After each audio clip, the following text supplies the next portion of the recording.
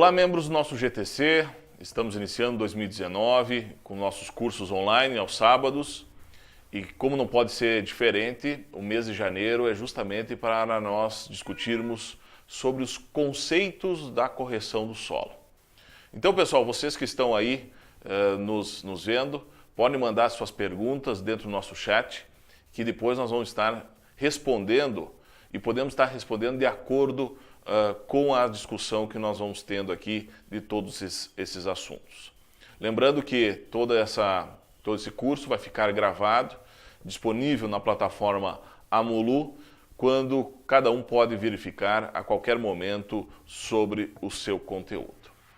Dessa forma, então, nós queremos iniciar discutindo sobre o que tem a ver os nossos conceitos de fertilidade do solo. Qual é a necessidade que nós temos de correção do solo? A gente olha na tela de que a importância que nós temos do tipo de culturas atuais. Nós temos hoje culturas muito precoces, aonde nós temos um ciclo cada vez menor, onde a necessidade nutricional e o tempo que essa planta tem de absorção é muito menor. Então, devido a esses dois fatores, o nosso manejo precisa ser diferenciado. Por quê? Porque nós temos essa demanda maior de nutrientes em curto espaço de tempo, nós temos um maior impacto dos estresses causados nas plantas, nós temos menos tempo para que essa planta possa, então, chegar a ter um desenvolvimento normalizado.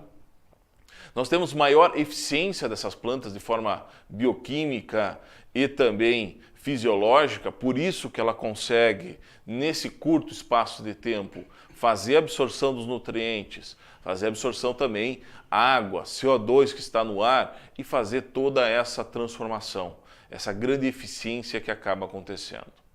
Se nós temos maior produtividade, nós também vamos ter maior suscetibilidade a doenças. Isso é uma questão genética, infelizmente, nós não conseguimos ter todas as características desejáveis, que é justamente ter sanidade e produtividade.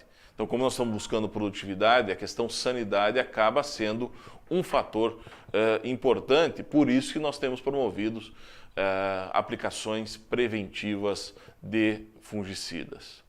E claro, todo esse aspecto tem a ver também, né, com a proteção maior das folhas. Quanto maior a proteção que a gente fizer, a gente vai ter um aumento de produtividade, diminuindo todo a interferência que possa estar acontecendo para a diminuição desse potencial produtivo.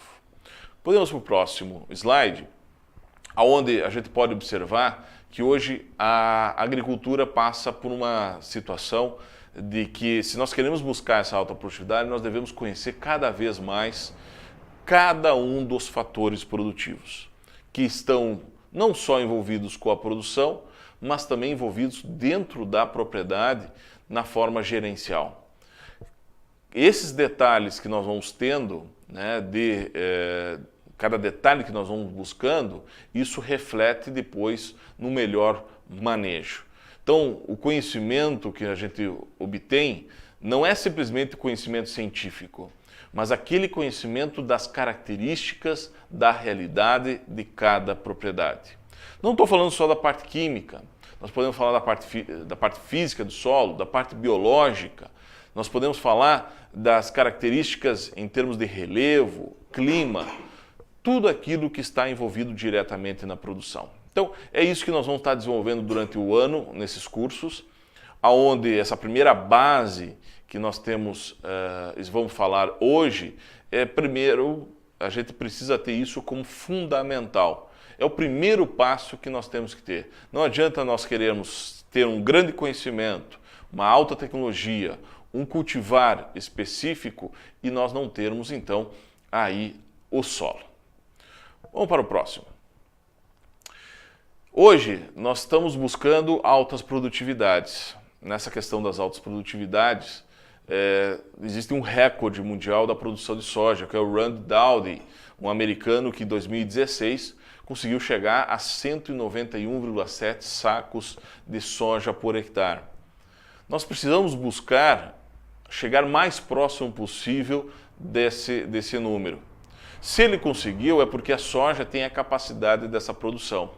O que nos falta chegar para buscar próximo a essa produtividade? O próximo slide, nós podemos observar que é aquilo que nós temos falado nos últimos anos, que é o que eu chamo da escada da alta produtividade. Essa escada que visa nós alinharmos as necessidades da produção de acordo com um sentido e um conhecimento da propriedade, nos coloca que o primeiro passo é justamente o equilíbrio químico e físico do solo. É ali que a gente vai buscar a questão do conhecimento da CTC, quantidade de fósforo, potássio, cálcio, magnésio, matéria orgânica, rotação de culturas, descompactação de solo. Essa é a base toda. Depois nós vamos para um equilíbrio, né, e uma doação mais equilibrada. Terceiro ponto, genética adequada para cada realidade. Quarto, o manejo fitossanitário. Quinto, o equilíbrio hormonal. E o sexto, o equilíbrio biológico desse solo. Hoje nós vamos estar discutindo principalmente, exclusivamente, o primeiro passo, que é justamente nós criarmos essa condição para que a planta possa se desenvolver. Olhar melhor para esse solo, não só sobre o ponto de vista químico, mas olhar sobre o ponto de vista físico também. O biológico é importante, mas a parte biológica nós vamos deixar para um momento específico sobre isso. Nós, durante esse ano, nós vamos ter um sábado exclusivo para discutir os efeitos e a busca do equilíbrio biológico no solo. Então vamos lá. Vamos começar então com a parte da correção do solo, né? Vamos para o próximo slide, aonde a gente observa que quando a gente fala em correção de solo, a primeira coisa que nós devemos estar olhando é o sistema de produção. Porque de acordo com o sistema de produção, nós temos aí as modificações dentro dessa parte química e física. Quando ele fala em sistema de produção, é a gente buscar o máximo possível de culturas, rotações, com um grande objetivo, né?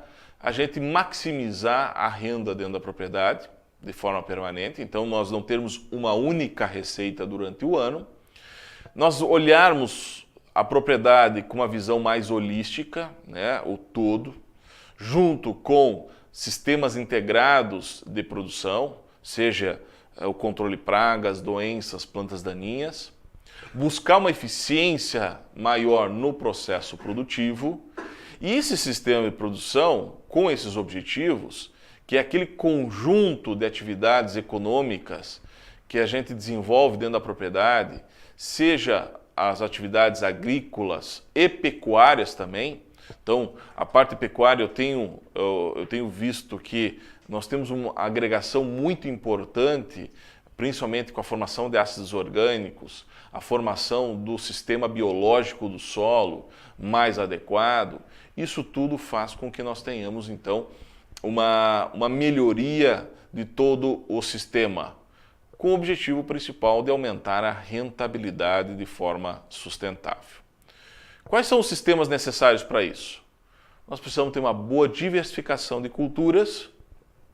Isso, para quem está na região sul, com o inverno e com o verão.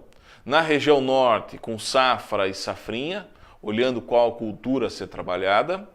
Adoção do sistema de semeadura direta, mas que não promova a compactação, então por isso escolha de culturas, principalmente culturas de cobertura, que promovam uma descompactação desse solo. A rotação de culturas em si, para promover então essa diversificação toda. A utilização dos sistemas integrados de controle de pragas, plantas daninhas e doenças. E a integração lavoura-pecuária. É uma ferramenta que nós temos para aqueles que têm possibilidade de trabalhar fantástico a nível de propriedade. Vamos para o próximo slide, onde a gente observa claramente nessa fotografia, né, o plantio direto de qualidade. Quando ele fala plantio direto de qualidade, nós estamos falando que não adianta a gente ter somente palha nessa área. Nós precisamos ter plantas verdes. Então, o conceito do sistema de produção vem a partir do momento de que nós estamos aproveitando a reciclagem desses nutrientes que estão sendo disponibilizados pela cultura anterior, sendo aproveitados então pela cultura que foi implantada novamente. Isso independente da cultura que nós estamos falando. Esse aproveitamento dos nutrientes é fundamental. E aqui vem, né, os conceitos que nós temos de aproveitamento dos nutrientes, está muito envolvido com a liberação de ácidos orgânicos e desses nutrientes como um todo. Como, por exemplo, o nitrogênio. O nitrogênio, de 60 a 90 dias depois da morte dessa planta, todo o nutriente já está disponível para o sistema. Potássio, até 120 dias. Fósforo, já demora mais. Fósforo, nós temos aí um período que, enquanto tiver palha nessa área, nós temos ainda disponibilização de fósforo. Essa quantidade de palha forma o que a gente chama de ácidos orgânicos. E essa pequena acidificação que acaba acontecendo faz com que nós devemos estar equilibrando esse solo de uma forma mais eficiente. Então, por isso, quando a gente fala em plantio direto de qualidade, nós não podemos pensar somente em palha. Nós precisamos pensar na utilização de uma planta verde com capacidade, então, de aproveitamento. Próximo slide, nós vamos discutir aí a importância do sistema da semeadura direta. A semeadura direta eu não quero aqui entrar em detalhes sobre isso, que isso aqui é um conceito já muito batido, eu não quero chegar a esse nível tão básico de discussão, mas nós devemos lembrar que o sistema de semeadura direta, a partir do momento que nós temos controle de erosão, colocando uma quantidade maior de palha, né, e a nossa busca é colocar de 9 a 12 toneladas de matéria seca por hectare por ano, que essa seria a quantidade aproximada que nós temos perdas nesse solo. Então, nós temos que fazer essa reposição para manter o equilíbrio biológico, químico e físico desse solo. Como que nós vamos fazer uma quantidade tão grande de palha? Como que nós vamos ter essa quantidade de matéria seca tão importante? Muita gente não consegue com uma única cultura. Então, por isso, a rotação de culturas, a diversificação dessas culturas, com uma capacidade de formação, é importante para nós protegermos mais. Sem falar da proteção física contra chuvas. Se nós olharmos o chapéu que é essa palhada toda, faz com que nós não tenhamos perdas, principalmente por erosão, com relação a levar embora esses nutrientes que estão sendo colocados, os ácidos orgânicos que estão presentes, e muitas vezes essa erosão acaba com toda a parte biológica desse solo. Então, olha como é importante o sistema e a palha também. O próximo.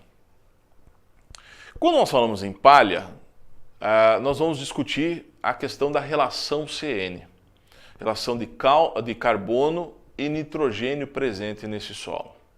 Quando nós trabalhamos com culturas que possuem uma quantidade de carbono acima de 24 em relação à quantidade de nitrogênio presente, que nós encontramos isso principalmente nas gramíneas, nós temos uma influência direta nas propriedades físicas e químicas desse solo.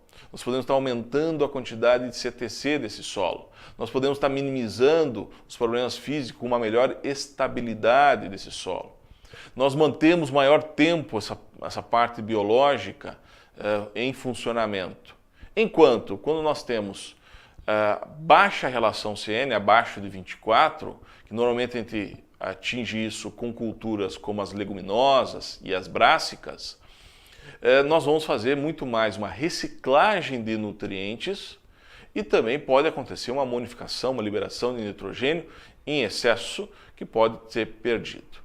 Então o que é a relação CN? É a influência que existe na velocidade de liberação dos nutrientes a partir da decomposição dessa biomassa. Que isso vai depender principalmente do estágio da cultura que está sendo manejada, culturas no estágio mais cedo, mais na fase vegetativa, tem uma relação CN mais baixa. Quanto mais tardiamente, mais na fase reprodutiva, nós temos uma relação CN mais alta. E vai depender da dificuldade dos micro-organismos em digerir essa lignina e todos esses compostos complexos que existem nessa palha como um todo. Então, a relação CN é fundamental para nós termos a interação que existe entre o solo e essa planta, que nesse caso está em vias de decomposição. O próximo. Dentro desses efeitos todos da semeadura direta, nós temos 3 efeitos sobre as propriedades físicas, químicas e biológicas. Sobre as propriedades físicas do solo, o que a gente tem visto na nossa semeadura direta atual? Do ponto de vista ideal, né, observando aquelas características da semeadura direta, que é justamente a rotação de culturas, diversificação de culturas, integração de produção e tudo mais, nós temos aí uma melhoria em termos de diminuição da intensidade da radiação solar, menor evaporação de água do solo, portanto, perdendo menos água desse solo, a importância que tem nós retermos essa água no solo, formação de agregados que melhorem toda a estrutura do solo, a diminuição dos impactos das gotas de chuva sobre esse solo, diminuindo então a erosão hídrica. Então, quando nós temos uma características adequadas, nós temos uma melhoria da propriedade física. A partir do momento que nós não temos um manejo adequado desse solo, nós vamos ter então um problema principalmente de compactação. Quando nós não temos palha, e nós não temos o revolvimento desse solo, é óbvio que o maior compactador que acontece é justamente a chuva.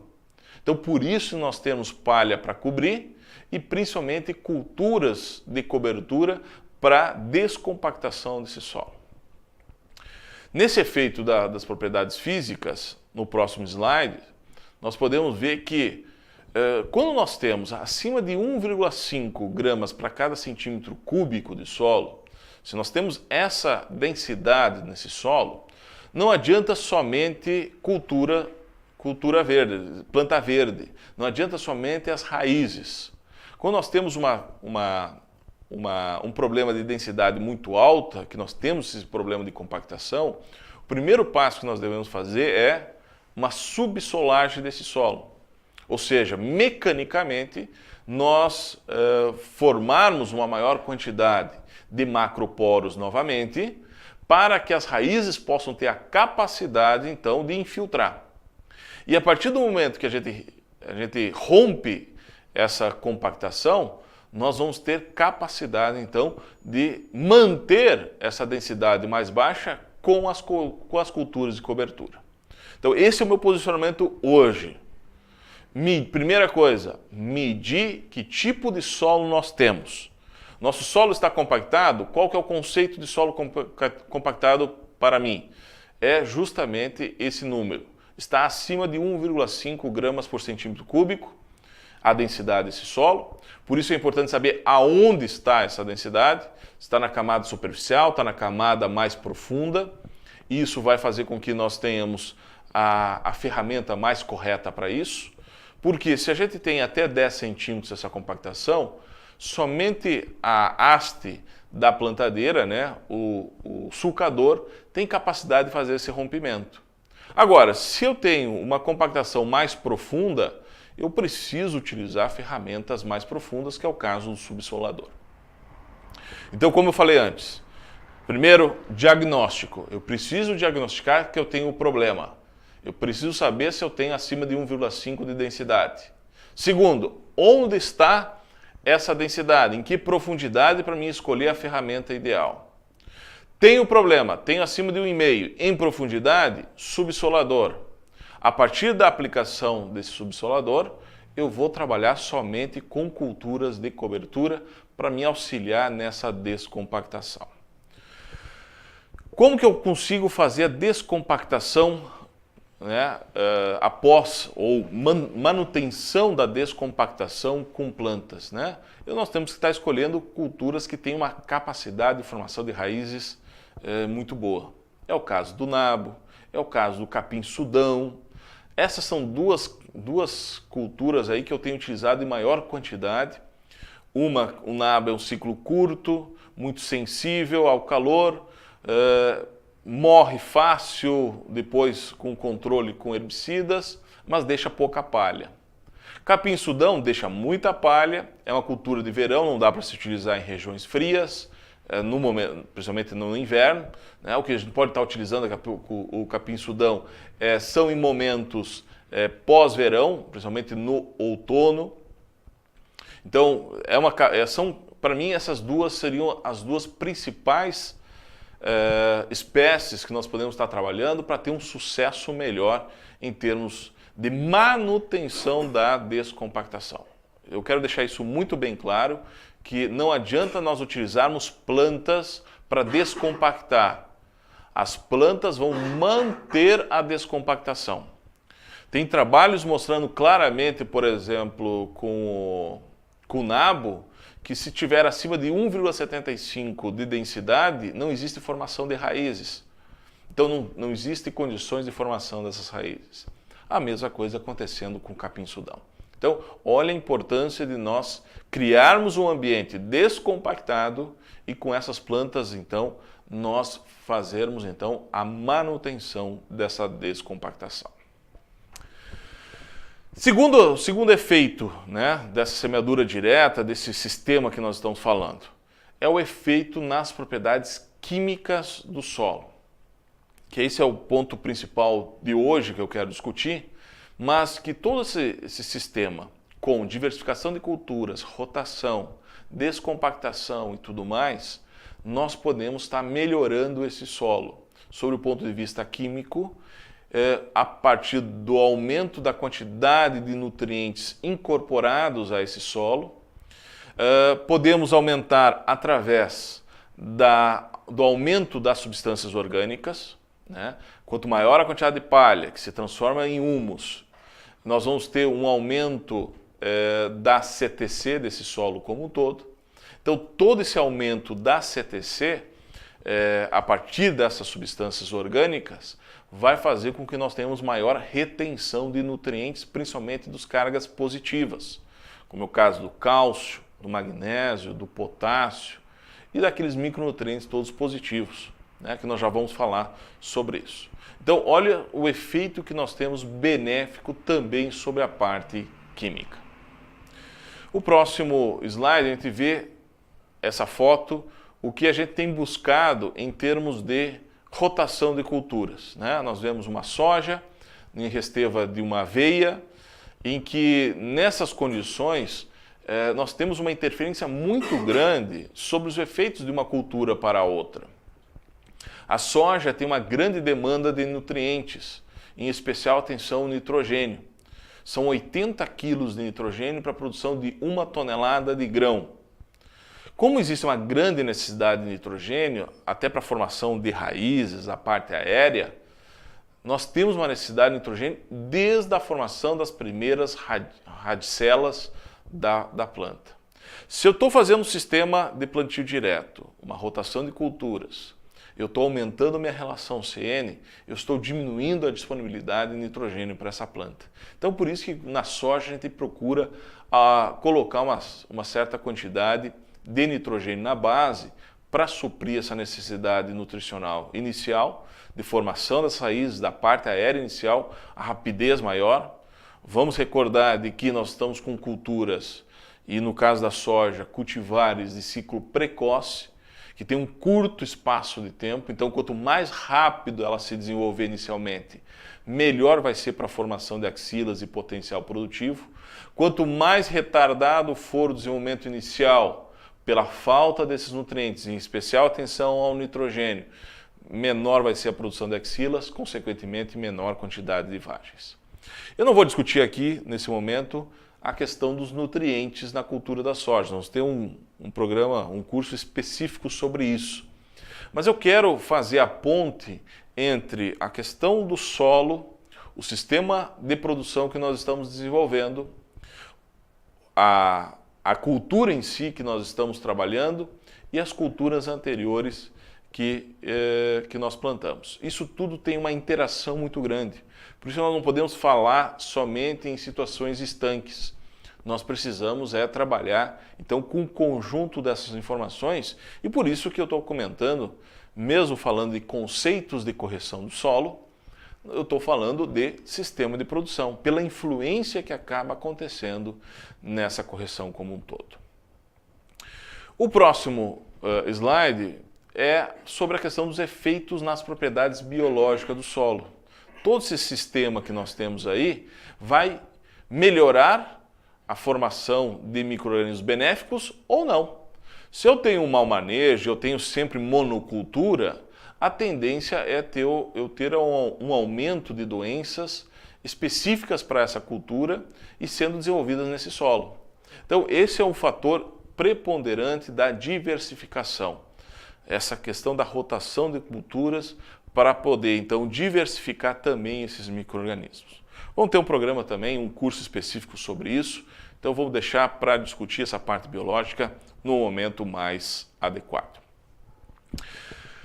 Muito bem, vamos entrar diretamente na questão dos conceitos da correção do solo.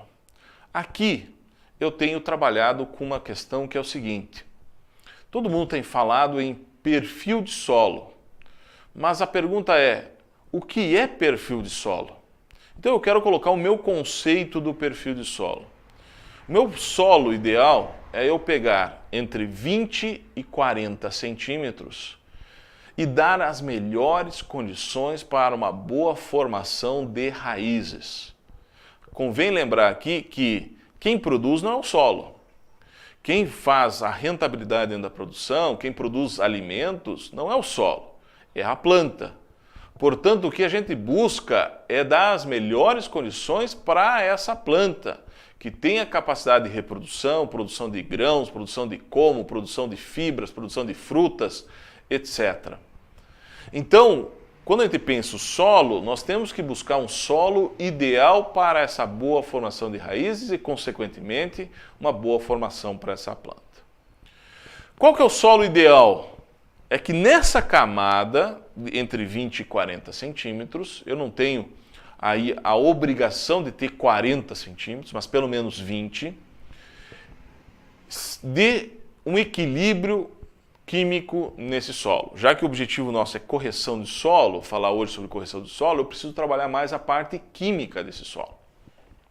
E nessa parte química, eu tenho uma base, que é justamente a CTC. Nós devemos estar conhecendo a CTC desse solo para poder, então, equilibrá-lo.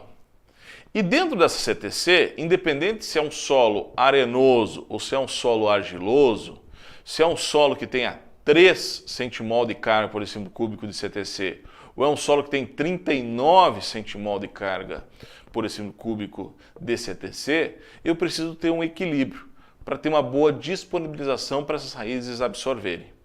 E o objetivo que a gente tem buscado em termos de equilíbrio nesse solo é cálcio de 45% a 55% da CTC, magnésio de 13% a 18% dessa CTC, potássio de 3% a 5%, zero de alumínio, tolerância a zero alumínio na camada de formação de raízes e buscar níveis altos de fósforo, de enxofre e de micronutrientes.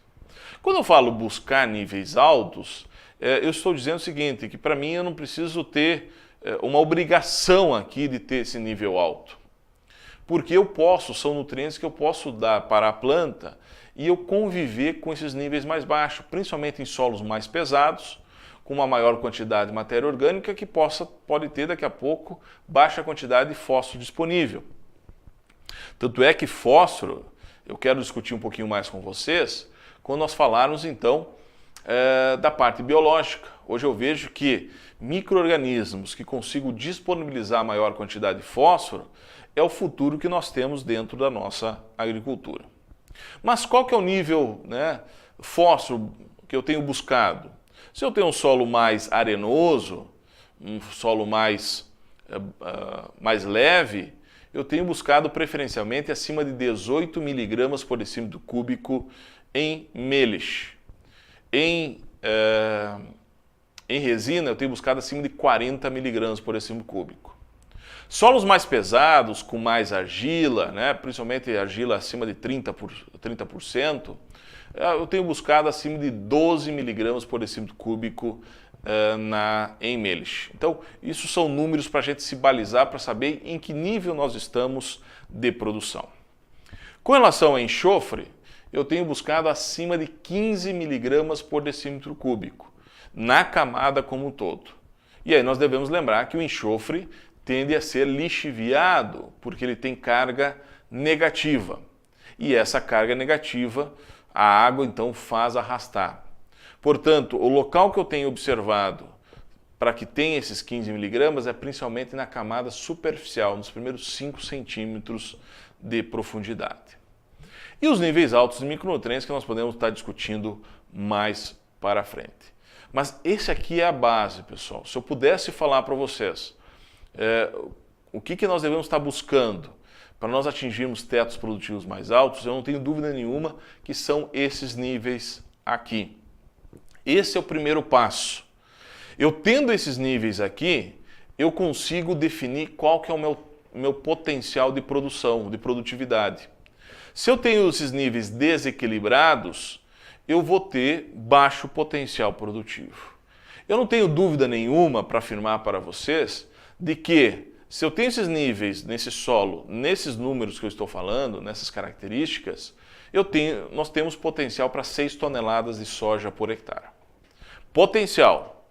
Aí vem toda a segunda, terceira, quarta, quinta e sexto passo da escada, que cada um vai estar interferindo. Mas se eu não tenho essa base feita, não adianta eu querer sonhar com 6 toneladas. Qualquer desequilíbrio que eu tenho nesse solo, eu tenho um potencial mais baixo de produção. Então, esse para mim é a grande base dessa discussão que nós vamos fazer com relação ao solo. Vamos para o próximo. Como eu falei, a questão da amostragem de solo, né, é a parte básica que nós devemos ter. Então, como que eu tenho procedido com a amostragem para mim conhecer que tipo de solo eu estou trabalhando?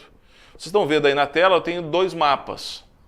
O da esquerda é quando eu não conheço, né, a área, ou é uma abertura de uma área nova. Então, nessas aberturas de área nova, eu acho fundamental nós formarmos os grids para tirar uma amostra a cada 1 hectare, 2 hectares ou a cada 3 hectares. Claro que o ideal é 1 hectare, mas aí vai depender muito das condições econômicas e de relevo também de cada propriedade. Mas a principal situação, nós formarmos um grid para ter uma malha e ter um mapa da fertilidade desse solo.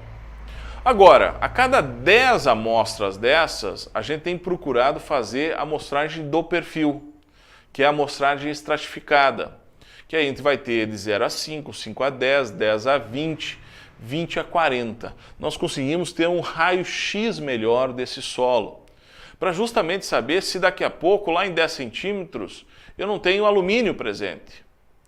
Por que eu tenho feito essa estratificação? Porque uma amostra só de 0 a 10, ou 0 a 15, ou 0 a 20, nós estamos misturando esse solo da camada superficial com a camada mais baixa. E essa mistura faz com que nós tenhamos uma média. Para aquelas áreas onde os produtores têm feito aplicação de calcário ano após ano em superfície, o que nós temos observado é que na camada superficial nós temos um pH muito mais alto do que na camada um pouco mais profunda, fazendo com que quando a gente pega uma amostra única, a gente está fazendo uma média, e uma média burra, né? É mais ou menos como nós colocarmos nossa cabeça no forninho e a nossos pés no congelador. e medir a temperatura na barriga. Nós estamos numa temperatura média, mas nós estamos queimando a nossa cabeça e estamos congelando nossos pés. Essa é a condição de uma amostragem única de 0 a 10, o 0 a 15 e o 0 a 20 simplesmente. Nós precisamos conhecer como está, se está homogêneo ou não. E a partir do momento que nós conseguimos homogeneizar esse solo, aí sim, nós vamos para o gráfico da direita, que é a área conhecida. Se nós já conhecemos a área, já está uniforme, nós já podemos fazer então a amostragem de 0 a 10, não precisa ser mais do que 0 a 10, até porque o nosso solo tem um volume menor, principalmente devido às compactações que acontecem, e nós podemos tirar daqui a pouco a cada 5 hectares, 10 hectares, e eu tenho dado preferência a tirar essas amostras depois que nós temos já o que a gente chama de zonas de manejo. O que são as zonas de manejo? São as zonas onde a gente pode ter uma quantidade de CTC mais baixa, CTC mais alta, porque de acordo com a CTC nós temos que fazer aquele equilíbrio que eu estava mostrando com relação a cálcio, magnésio, potássio, etc. Tá ok? Vamos para o próximo. Aqui é uma tela de abertura de área agrícola, tá? Isso aqui, eu sei que eu estou falando com a maioria das pessoas que não estão abrindo áreas, então eu não vou levar isso tanto em detalhe. Mas isso aqui para mim é o procedimento principal de abertura, seja no cerrado, seja em campo, seja em diferentes situações, né? Que é a abertura, para limpar, fazer todo o cate de pedras, de raízes, de tocos, um bom nivelamento desse solo, uma boa correção desse solo, fazer incorporação de calcário, de gesso quando for possível, para nós iniciarmos a primeira safra já com uma boa disponibilidade de nutrientes. Eu vejo que esse é o caminho que nós temos aí em termos de formação o mais rápido possível para nós termos o retorno econômico mais rápido também. Vamos para o próximo? Muito bem. Aqui eu gostaria de discutir muito, quando a gente fala de correção do solo, a relação entre o pH do solo e a disponibilidade de nutrientes. Esse aqui é um fato importante, porque nós devemos lembrar, de acordo com as condições que nós temos no solo, nós podemos ter uma maior ou menor disponibilidade. A partir do momento que nós aumentamos o pH desse solo, nós vamos aumentar também a disponibilidade de dois nutrientes de carga negativa, que é o molibdênio e o cloro. Por que isso acontece? No caso do molibdênio, quando o pH é baixo, ele está ligado ao hidróxido de alumínio. Tá?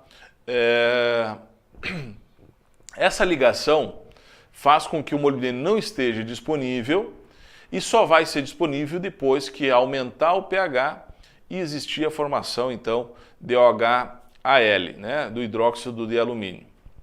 Então, essa ligação do alumínio com o molibdênio, esse desprendimento só acontece com o aumento desse pH. Então, por isso, um dos fatores da gente aumentar o pH é justamente aumentar a liberação desses dois nutrientes. O próximo.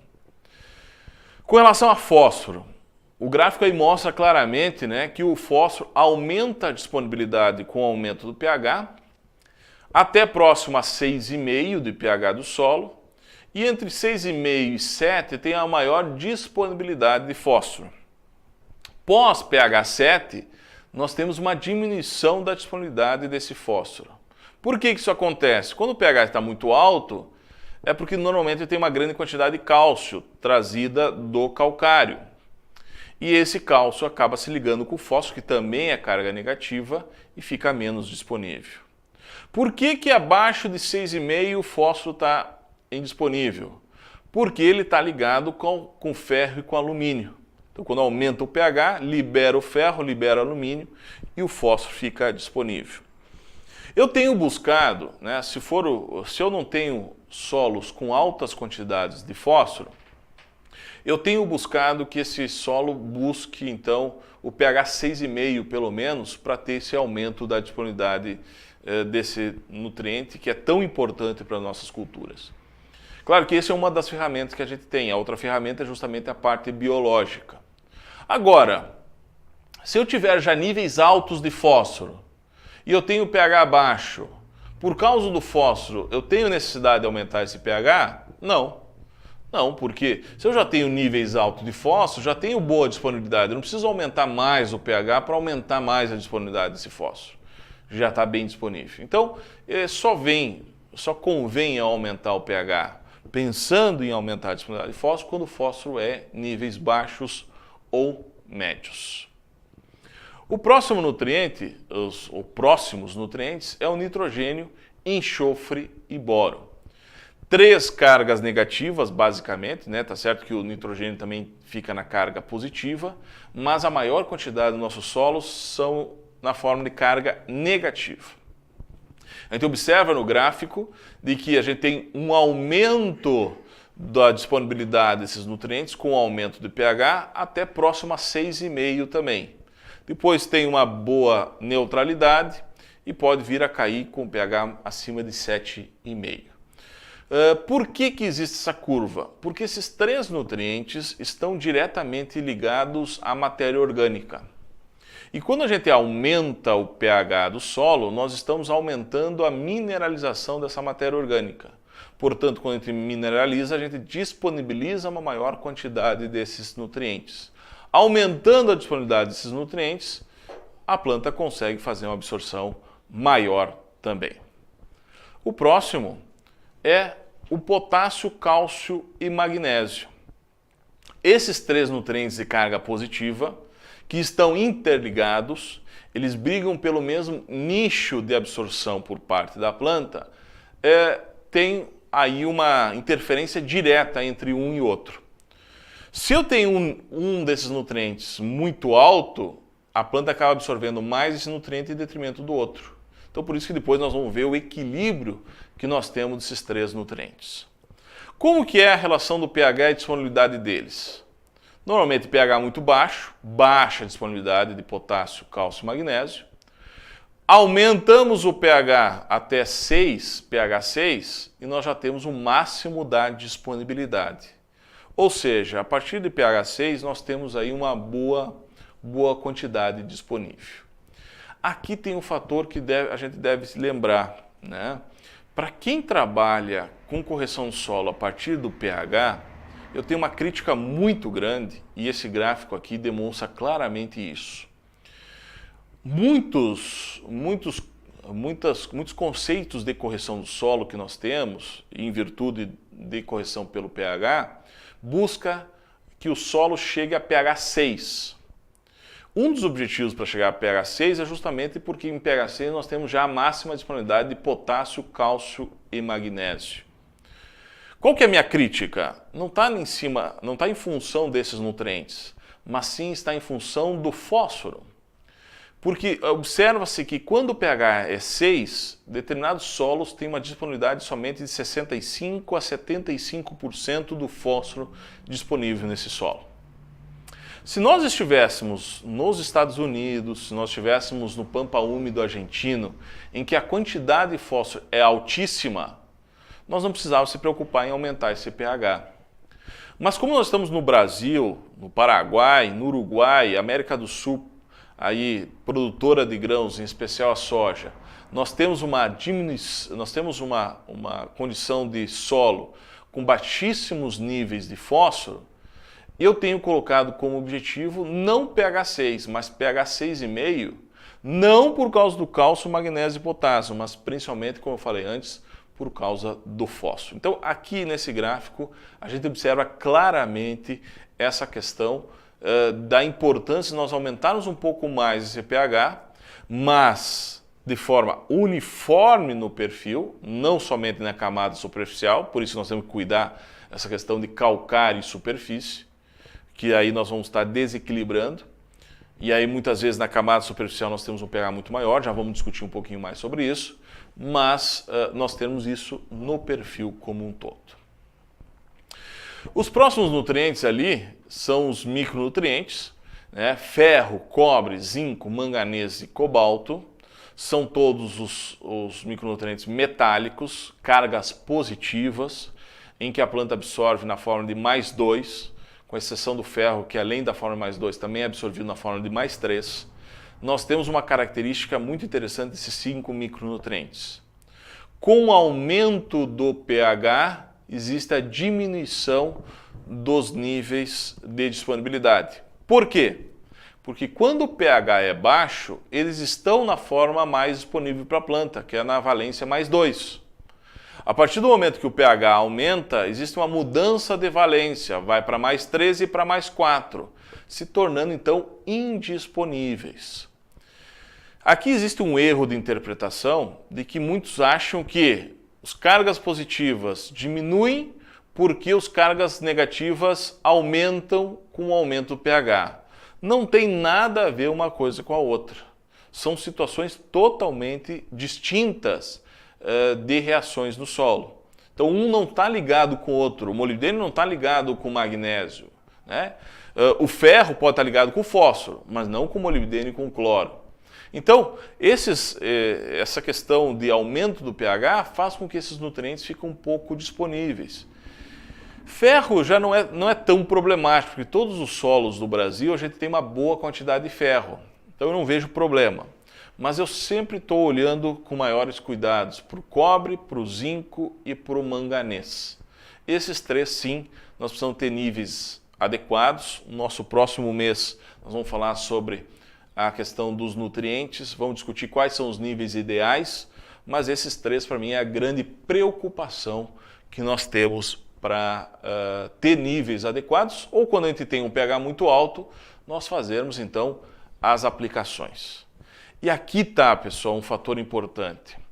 Aqui eu vou chamar a atenção principalmente do pessoal do Rio Grande do Sul, que nesses últimos anos tem colocado muito calcário em superfície, porque foi o primeiro estado a trabalhar com um percentual de plantio direto muito alto em relação a outros estados. Pode-se discutir aonde começou o plantio direto, mas o estado onde chegou a 94%, 95% de plantio direto, primeiro lugar foi o Rio Grande do Sul. E isso foi lá entre 1992 e 1994. Nós estamos falando, então, praticamente há mais de 25 anos atrás. E nós temos muitas áreas que nesses 25 anos, 20 anos, ou produtores que começaram antes, mais de 30 anos, só têm feito aplicação de calcário em superfície.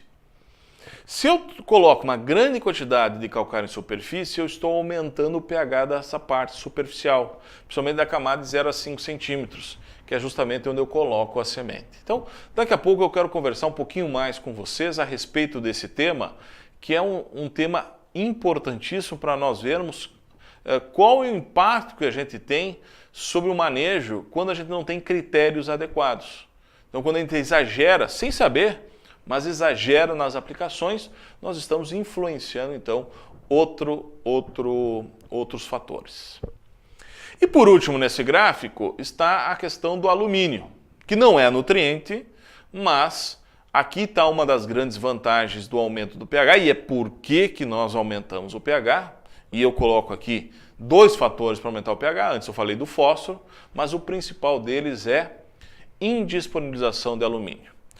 Quando o pH é baixo, nós temos uma alta quantidade de alumínio disponível, alumínio Al+3, que é a forma que a planta consegue absorver o alumínio. Como o alumínio não é nutriente, ele é um elemento tóxico, quando o pH é baixo, a planta acaba absorvendo demais esse alumínio, fazendo com que não haja seu desenvolvimento, intoxicando a planta. Quando nós aplicamos o calcário, nós estamos então fazendo com que haja a formação de OH-. Esses OH- se ligam com o alumínio, formando então o hidróxido de alumínio, que é uma forma que a planta não consegue absorver e, consequentemente, consegue deixar então indisponível para a planta ter essa absorção. Então, o objetivo hoje principal com relação a corretivos do solo, ao meu ver, está nessa questão. O meu objetivo não é aumentar o pH por aumentar o pH. Eu tenho um pH ideal, um pH meta. Não, o meu objetivo é eliminar alumínio 100%.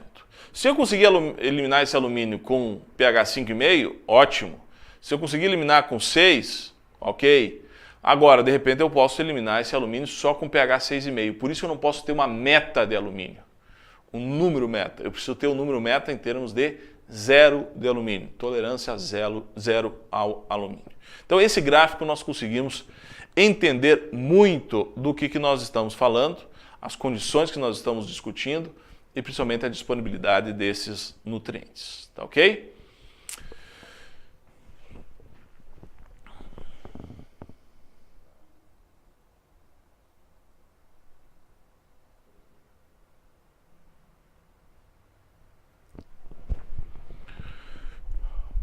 Bom, pessoal, eu estava vendo o chat ali, estava vendo uma pergunta, né, sobre a questão do uso da braquiária, principalmente em solos arenosos e quentes. Com certeza, com certeza. O que eu comentei antes de nabo e principalmente do capim-sudão foi em função da característica de descompactação do solo. Quando a gente fala, claro, de solos mais arenosos e solos mais quentes, nós temos a braquiária. Eu quis dar um exemplo somente, mas a braquiária tem sim uma capacidade de descompactação do solo, mas eu coloco como a principal função dele formação de matéria seca. Para mim, a braquiária hoje é uma ferramenta muito importante, porque consegue aguentar muito bem o calor e principalmente a falta de chuvas no momento da entre-safra, né, ali entre maio e setembro, né, a braquiária é uma ferramenta muito importante, sem dúvida, não dá para esquecer. Então, assim, a gente vai discutir um pouquinho mais sobre isso quando a gente falar de sistema de produção. Mês que vem nós vamos ter um sábado só para falar sobre o sistema de produção. Aí eu vou discutir um pouquinho mais sobre a questão das coberturas e principalmente quais são as ferramentas que nós temos aí para poder trabalhar tanto no verão como no inverno, intercalado. Eu vou colocar meu posicionamento um pouquinho mais sobre isso, tá ok? Bom, voltando para a nossa situação aqui de formação da correção do solo, né? Nós vamos para o próximo gráfico, próximo slide, onde eu gosto de afirmar como que a gente pode pensar no equilíbrio de bases desse solo, como que nós podemos equilibrar essa CTC. E aí nós precisamos entender um pouquinho o que é a CTC. Quando nós temos uma CTC baixa, né, que eu considero baixa, abaixo de 10 centimol de carga por decímetro cúbico, são solos arenosos com baixa matéria orgânica. Eu já considero CTC alta quando nós temos um solo argiloso com alta matéria orgânica acima de 15 centimol de carga por decímetro cúbico. Quanto maior a CTC, é como se nós tivéssemos um volume maior para a gente poder equilibrar. Porque quanto maior a CTC, nós também podemos ter maior disponibilidade de nutrientes de carga positiva. Não só o cálcio, o magnésio e o potássio, mas também manganês, zinco, cobre, ferro, cobalto, selênio, silício, todos os cargas positivas vão estar em maior quantidade. Só que não adianta eu ter uma CTC alta se eu não tenho um equilíbrio. Então, por isso o objetivo que eu tenho é de ter um equilíbrio, né? Então, ali à direita vocês veem o percentual ideal. Qual que é o percentual ideal de cálcio?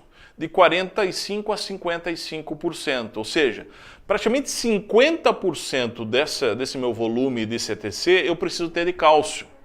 Por que isso?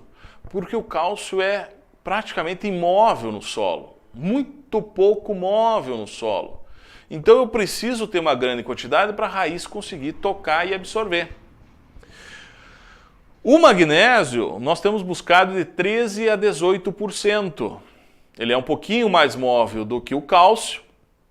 A quantidade que a planta necessita, no caso da soja, é muito parecido com o cálcio, mas a quantidade menor é justamente pela questão de maior mobilidade. E o potássio a gente tem buscado de 3% a 5%. O potássio é mais móvel no solo, tem quantidades que a planta necessita bem menor, então nós podemos ter um percentual menor. Se eu somar esses 3 percentuais aí, eu vou ter a saturação de bases, famoso V%. Qual seria o V%? Qual seria a saturação de base ideal? Entre 60% e 80%. Mas o que nós devemos ter como meta não é buscar a meta de 60%, 70% ou 80% de saturação. O que importa é o equilíbrio entre essas bases. Não adianta eu ter 80% de saturação e eu daqui a pouco ter um solo com baixa quantidade de cálcio, muito magnésio. Eu vou ter um desequilíbrio. Então, primeira coisa que nós devemos estar buscando é o percentual ideal de cada um desses nutrientes. Outra situação que eu gosto de colocar aqui importante, né, que eu chamo até de bobagem, uma bobagem que foi instituída e foi trabalhado, foi gasto muitos recursos aí para discutir sobre isso e não se levou a lugar nenhum. A famosa relação cálcio-magnésio, né? Alguém inventou de que precisava pegar os 45 do cálcio, dividir pelos 13 do magnésio e começou a dizer que o ideal é que os nossos solos tivessem relação cálcio-magnésio 3:1. Por que eu falo que é bobagem? Porque eu desmantelo esse castelo a partir do momento que nós tenhamos 30% de cálcio e 10% de magnésio, nós temos relação 3:1. Mas nós temos baixo cálcio e baixo magnésio. Então nós precisamos esquecer essa verdadeira bobagem que foi inventada, que é a relação cálcio-magnésio.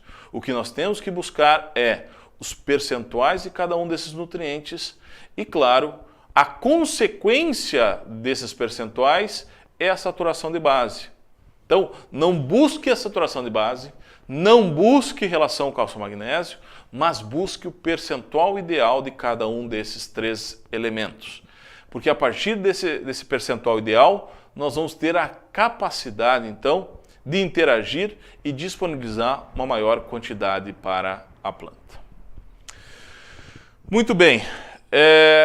Lembra que eu falei antes que olha como que nós podemos estar agindo, muitas vezes, inadequadamente nesse solo. Um desses fatores é quando a gente coloca uma grande quantidade de calcário em superfície, fazendo com que na parte mais baixa, em profundidade, não chegue tão rapidamente. Então, o meu posicionamento é o quê? É nós fazermos uma correção, quando a gente abre uma área, de colocar calcário em profundidade, para a gente conseguir ter condições já de produção já desde o início. Então, o que a gente tem observado em áreas antigas, e principalmente do plantio direto, porque não se mexeu mais, e o nosso objetivo é não mexer mais. Vamos deixar bem claro que o meu objetivo é não revolver o solo. Eu só vou revolver o solo se eu tenho que recomeçar meu plantio direto, para colocar calcário em baixa quantidade, em maior profundidade. Quem trabalha uma grande quantidade de calcário em superfície, muitas vezes pode acontecer o que está nessa tela aqui. O pH ficar acima de 6,5, principalmente na camada superficial dos 5 centímetros. Aqui nós colocamos a semente, né? E se eu tenho um pH acima de 6,5, eu tenho baixa disponibilidade de manganês, de zinco, de cobre, de cobalto, de ferro. Olha como é importante o zinco, principalmente nas fases iniciais, que está diretamente ligado à formação de auxina por parte da planta. Então faltou zinco no solo, porque o pH está muito alto, não produz auxina, a planta não consegue formar as raízes nem a parte aérea inicial. Então, o exagero na aplicação de calcário também é um prejuízo. Por isso, termos critérios e formas de aplicações mais adequadas. Qual que é o meu critério para a aplicação de calcário e de gesso? Tá? Primeira coisa, quando a gente vai estar construindo um solo, quem faz com que nós tenhamos uma melhoria das condições de pH, disponibilidade de cálcio, etc., é calcário. É o calcário. Então o calcário é o grande mestre de obras aí. Só que o gesso pode ser uma ferramenta para equilibrar também a questão de cálcio, enxofre, principalmente quando não precisamos aumentar o pH e nós não precisamos estar colocando magnésio. Então o meu critério é o seguinte: se eu faço a minha amostragem estratificada, eu pego a camada de 10 a 20 centímetros e eu vejo que o meu alumínio está acima de 10% na CTC, eu preciso trabalhar com calcário, porque o calcário é muito mais efetivo para a eliminação desse alumínio. Agora, se nessa camada de 10 a 20 centímetros eu tenho menos de 10% da CTC, eu já tenho uma quantidade menor de alumínio, eu posso então não mexer nada e trabalhar com gesso, no máximo fazer uma subsolagem para poder aumentar a velocidade de descida. Vamos recordar aqui que nós temos 4 ferramentas para eliminar alumínio no solo. A mais efetiva de todas, e por isso que precisa ser trabalhado quando eu estou numa guerra, que isso aí é uma guerra, é calcário. Tá? Segundo, para eliminar alumínio, né, com uma ligação um pouco mais fraca, é o gesso. Se eu tenho um solo com mais matéria orgânica, os ácidos orgânicos conseguem imobilizar esse alumínio, conseguem complexar esse alumínio. E eu posso complexar alumínio também com fósforo. Um pouco caro, demasiadamente caro essa utilização. Por isso que nós devemos cuidar muito a fosfatagem no solo. Eu não sou favorável a fazer fosfatagem, independente da fonte. Nós precisamos estar colocando a quantidade de fósforo de acordo com a quantidade de planta, economicamente falando, quimicamente falando. Porque a partir do momento que eu tenho um solo com alumínio e eu coloco uma grande quantidade de fósforo, esse fósforo não vai ficar disponível para a planta absorver. Esse fósforo vai servir para se ligar com o alumínio. E é muito caro eliminar alumínio com fósforo. Então eu vou trabalhar com calcário primeiro, elimino esse alumínio com calcário, trabalho com gesso para fazer a cobertura, né, fazer a necessidade de cálcio, principalmente a questão de percentual, e aí eu posso estar trabalhando com fósforo em maior quantidade, daqui a pouco até fazendo algum tipo de correção. Bom, aqui vocês têm uma tabela, né, e uma equação matemática para ver qual é o critério para aplicação de calcário. Eu tenho o primeiro critério, que é quando eu faço a abertura de área. O primeiro critério para fazer a aplicação de calcário é pela saturação de bases. Quando eu tenho já que fazer uma sintonia fina, eu tenho um outro critério para colocação de aplicação de calcário, que vai depender muito do tipo. Então eu vou deixar para a gente discutir isso no próximo encontro no mês que vem, quando eu vou falar de cada um dos nutrientes, eu for falar de cálcio. Tá? Quando eu falar de cálcio, então eu quero equilibrar meu cálcio. Aí eu tenho uma formulazinha que eu posso utilizar, inclusive calcário, para essa quantidade. Essa questão da aplicação de calcário pela saturação de bases é uma picareta, é uma ferramenta muito grosseira, né? Não é um bisturi. O bisturi é aquela outra ferramenta que eu falei para vocês. Então aqui nós estamos fazendo a parte mais grosseira quando a gente faz uma abertura de área, né? Então que a gente vai ver a saturação de bases presentes, saturação de base ideal, buscando aí 70%, talvez 80% em algumas situações, menos a presente, vezes a CTC, por isso que quanto maior a CTC, quanto maior a quantidade de matéria orgânica, quanto maior a quantidade de argila, maior vai ser a quantidade de calcário, dividido pelo PRNT, então quanto menor o PRNT, maior a quantidade de calcário também presente. Mas eu queria chamar a atenção para vocês sobre a tabelinha na direita abaixo, sobre o tipo de calcário a ser trabalhado. Calcário calcítico ou calcário dolomítico. Então, a minha escolha de tipo de calcário está em função do percentual de magnésio presente na CTC.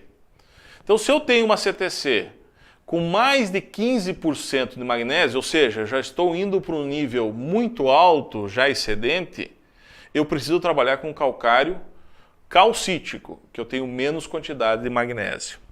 Se nesse solo eu tenho menos do que 15% de magnésio na CTC, eu tenho uma baixa quantidade de magnésio na CTC, eu posso estar trabalhando com calcário dolomítico, que tem uma quantidade um pouquinho maior de magnésio, que não vai ter problema nenhum. Então esse é o meu critério de escolha de qual o tipo de calcário a ser trabalhado.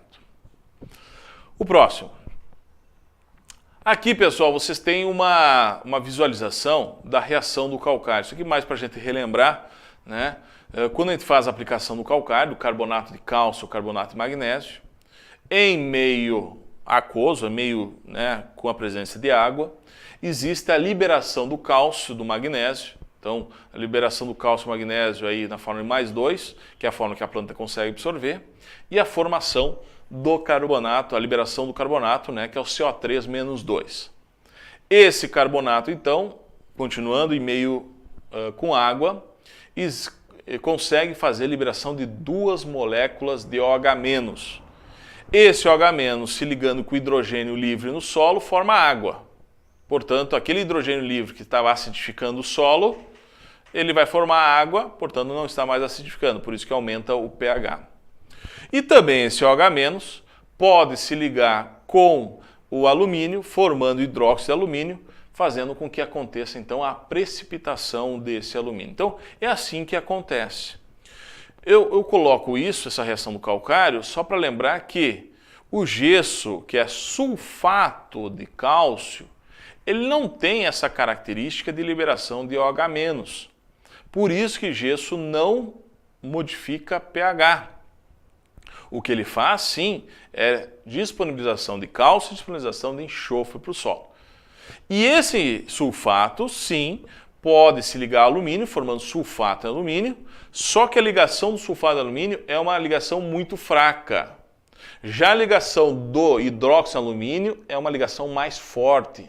Essa é a diferença entre essas duas ferramentas com relação ao alumínio.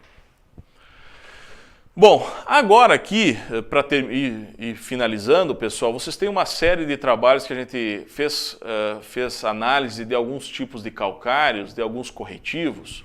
Eu vou deixar para vocês analisarem melhor isso, porque essas visualizações do tipo de calcário e a característica é fundamental para nós identificarmos, então, qual tipo de ferramenta a ser trabalhada. Tá? Então, nessa primeira tela aí, o poder de neutralização desses corretivos, né?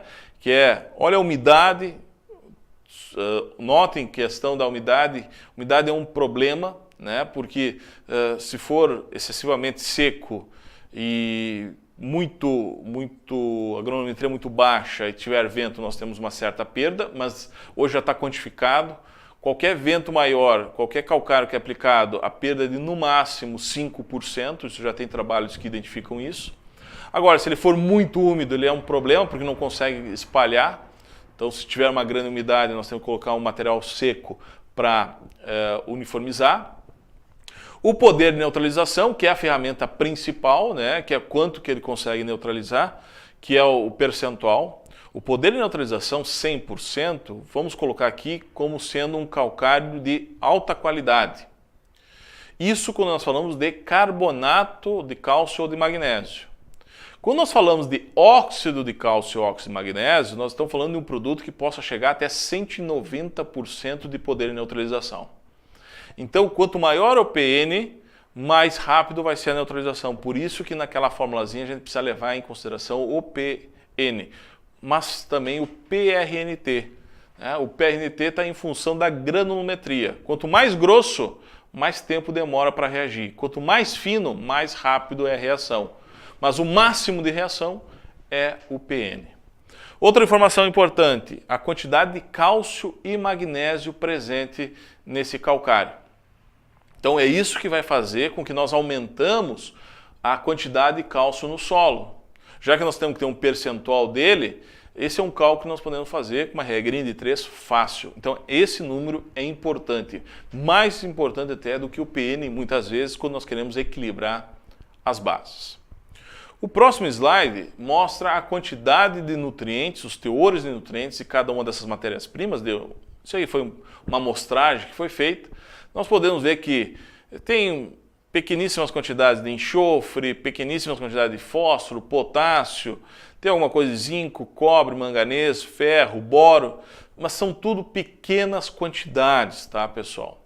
Mas se a gente coloca uma grande quantidade de calcário, nós estamos colocando esses nutrientes. Por isso que muitas vezes, quando a gente aplica calcário, o aumento de produtividade que nós temos com a aplicação de calcário não é somente com o aumento do pH e somente com o aumento de cálcio e magnésio. Muitas vezes pode ser com a questão dos micronutrientes. Por isso a gente precisa olhar com maiores cuidados. O próximo mostra a questão dos metais pesados. A gente foi fazer esse trabalho em 2017 porque suspeitava de algumas matérias-primas que tinham então metais pesados em grande quantidade. A gente foi buscar as legislações, as principais legislações a nível mundial, e na Califórnia, nos Estados Unidos, é a mais rígida que se tem, mostra que nenhuma das amostras que a gente observou tem problemas de metais pesados com relação a cádmio, chumbo e cromo, que são os 3 principais que são trabalhados aí como metais pesados, em especial atenção a cádmio e chumbo. Tá? Então, quanto a isso, nós podemos ficar muito tranquilos com relação ao seu uso. O próximo é simplesmente uma análise aí do gesso agrícola, né, que eu quero chamar a atenção para vocês sobre a questão da quantidade de enxofre e de cálcio solúvel. Esse é o número importante para saber a qualidade do gesso. Porque quanto mais solúvel, mais prontamente ativo ele vai estar, mais disponível ele vai estar. E o gesso precisa estar disponível, principalmente na forma de sulfato. Tá? Então, essa é a ideia principal e aí vocês têm alguns exemplos. Tá ok? Então, pessoal, esse para nós foi a discussão que eu queria ter com vocês com relação aos principais conceitos com relação à correção do solo. Então, para recordar a importância de nós olharmos o sistema de produção, que nós vamos discutir no próximo dia, a base de todas, que é o equilíbrio de cálcio, magnésio e potássio. Tá? Esse é o mais importante, é mais importante que pH. O pH sendo importante pela disponibilidade dos nutrientes. Então, por isso, a gente verificar qual é esse pH e saber quais são os nutrientes que realmente estão disponíveis para essa planta e, consequentemente, esse conjunto de informações nós podemos, então, equilibrarmos melhor, tá? Então, pessoal, eu vou agora fazer a leitura de algumas perguntas. Quem tiver perguntas pode ir mandando para o chat que eu vou, então, respondendo nesse momento junto com vocês e vamos trocando algumas informações.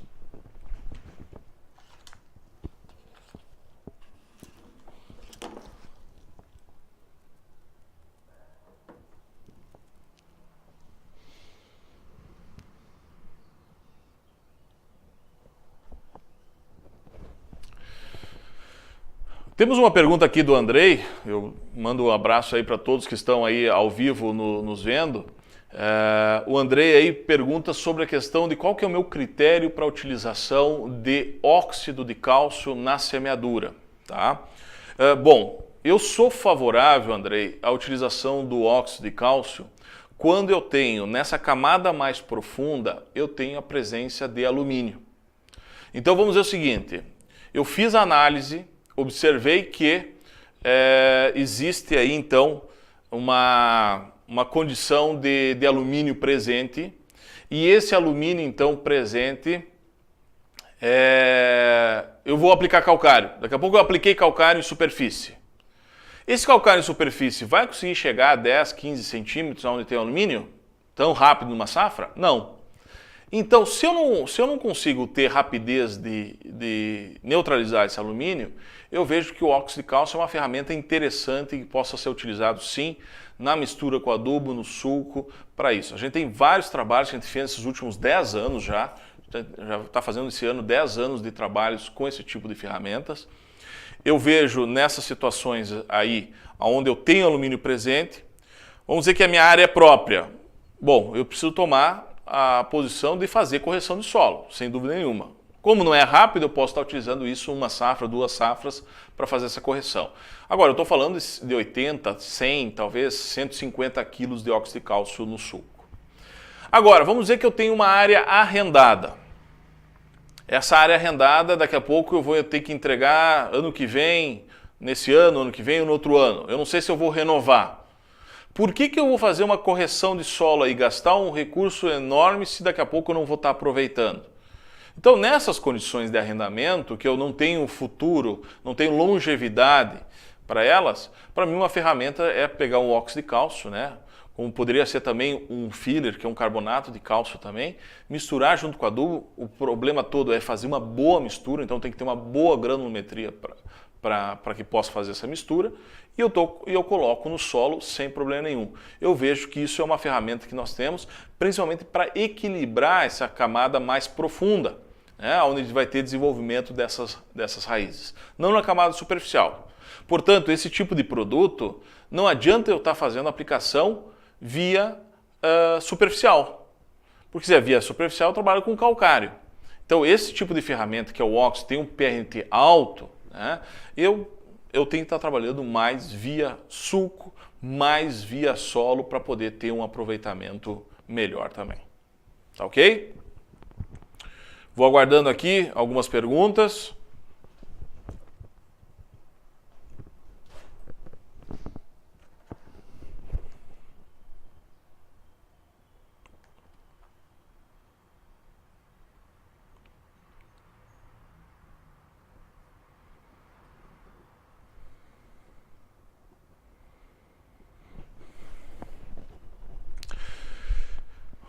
Bom, tem o pessoal perguntando aqui a respeito, então, também de silício, tá? Uso dos silicatos, tá? Todo silicato de cálcio, silicato de magnésio, ele também tem poder de neutralização.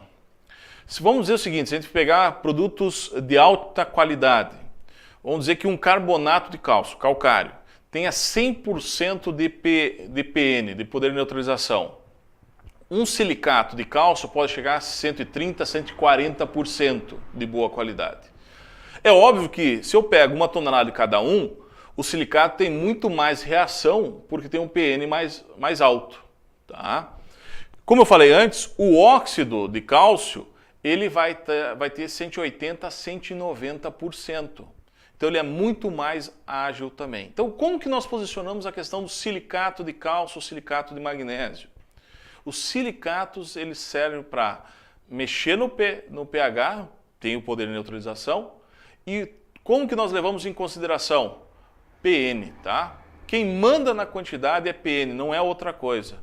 Então, se eu tenho um PN mais alto, eu vou ter uma reação mais rápida. Se eu tenho um PN mais baixo, muitas vezes a gente vê calcários por aí de PN de 50%, 60%, 70% no máximo, né? É PN muito baixo, então eu vou ter uma reação mais baixa, eu tenho que colocar uma quantidade maior de produto. Então sempre relativizando essa quantidade toda. Tá ok, pessoal? Então é o seguinte, se não tem mais nenhuma pergunta aqui, o pessoal que tiverem perguntas, dúvidas, pode mandar direto para os nossos grupos de WhatsApp, ou pode mandar diretamente para o meu WhatsApp, que a gente vai estar respondendo aí durante a semana. Eu acredito que aí a base da correção do solo eu tenha deixado disponível. Lembrando que todo esse material que eu apresentei aqui já está disponível lá na plataforma Mulu, e eu fico à disposição de todos vocês aí para a gente poder estar discutindo. Tá ok? Um grande abraço a todos e até o nosso próximo curso aqui no sábado, que vai ser semana que vem já, falando sobre o manejo das culturas de girassol e canola para aqueles que têm interesse nessas duas culturas. Um grande abraço a todos.